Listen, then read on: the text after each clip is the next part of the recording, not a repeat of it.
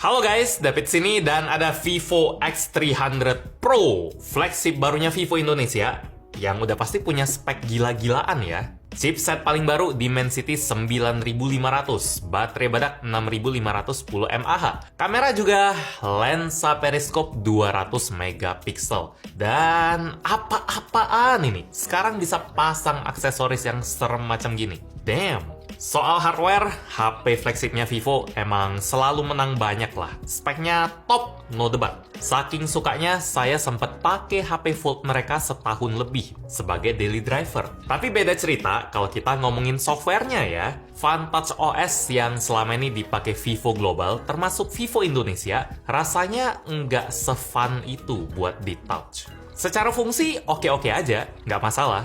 Nggak kurang tapi nggak lebih juga. Kadang-kadang bisa berasa bosenin, terlalu basic dibanding UI Android lain. Sampai ujung-ujungnya sekitar 3 bulan lalu, dengan berat hati, saya udah banyak curhat di videonya, saya mutusin buat pindah dari foldable Vivo ke Samsung karena faktor OS ini.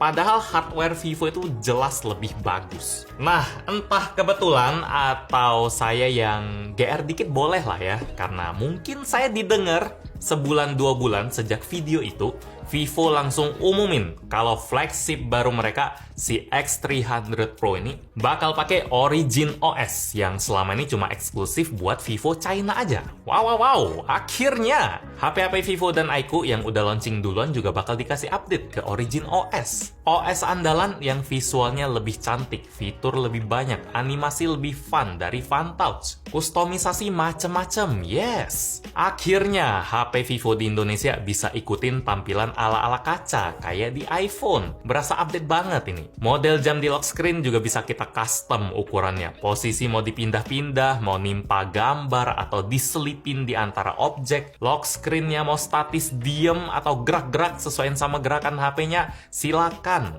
Icon di menu quick setting juga sekarang kelihatan lebih cantik. Ukurannya lebih gede, lebih jelas, lebih enak buat diteken. Plus udah ada slider volume juga loh. Sederhana tapi FunTouch OS nggak bisa. Kita juga bisa ganti style ikonnya biar lebih ngebulet atau lebih kaku di bagian setting, sesuaiin aja sama selera. Animasi tiap kita buka tutup aplikasi, folder, atau setting-setting di HP-nya, rasanya juga jadi lebih smooth, hidup, nggak kaku. Transisi proses jadi kerasa lebih nyambung, ada bagian yang di-blur duluan sesuai sama proses mata ngelihat sesuatu. Sistem notifikasi juga bisa dikelompokin biar nggak kerasa penuh oleh satu app doang. Dan ngomong-ngomong soal kelompok, sekarang cara HP-nya kategorin setting atau aplikasi kerasa lebih jelas juga, nggak polosan. Sampai ke menu di galeri juga, tombol-tombolnya kerasa lebih rapi, lebih mudah dicari.